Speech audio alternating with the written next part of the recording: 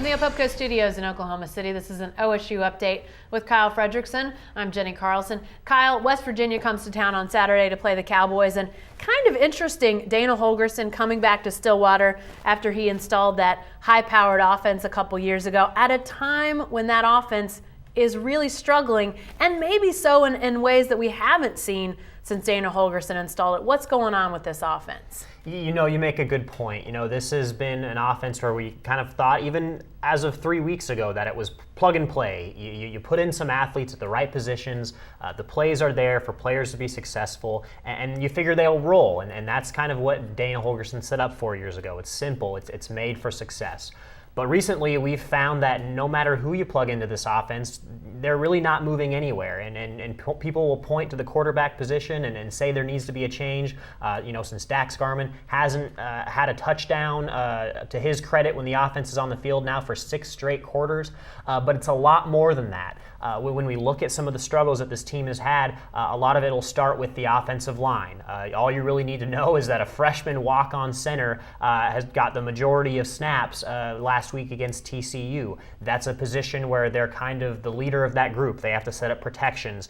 They have to know what everything is happening for that offense to be successful. And clearly, over these past 3 games now, we've seen that that's kind of spread to the rest of the team. The guys aren't in the position to be successful like they might have been a few short weeks ago, especially if teams have cracked down on the deep ball offense that Garmin found so much success with early on. Well, we still know that there's talent on this offense individually. You've still got a very deep wide receiver core, a quarterback that has shown himself capable at times, running backs that have done the same.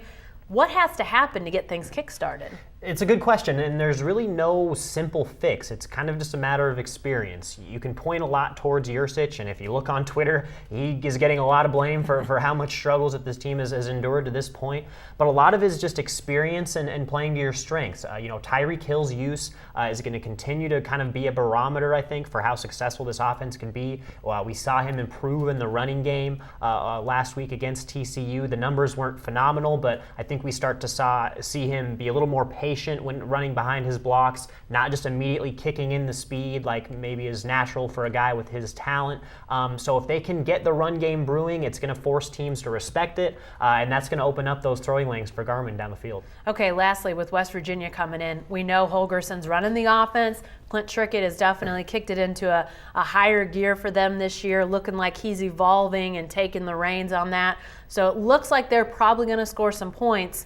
What's the challenge of going against West Virginia on Saturday? It's the same as last week. Going into this game, defensive coordinator Glenn Spencer said that the Cowboys need to take away those X plays, is what he calls them. That's a pass of more than 20 yards or a run of more than 15 yards.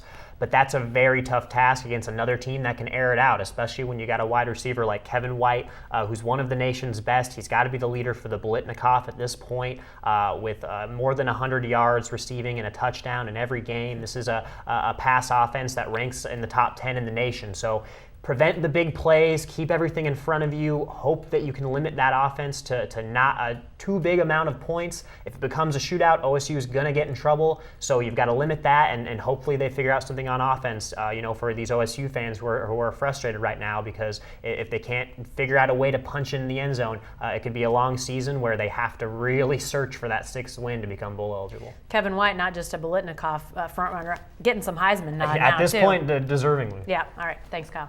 Be sure to stay with the best coverage team anywhere at newsok.com and every day in the Oklahoman.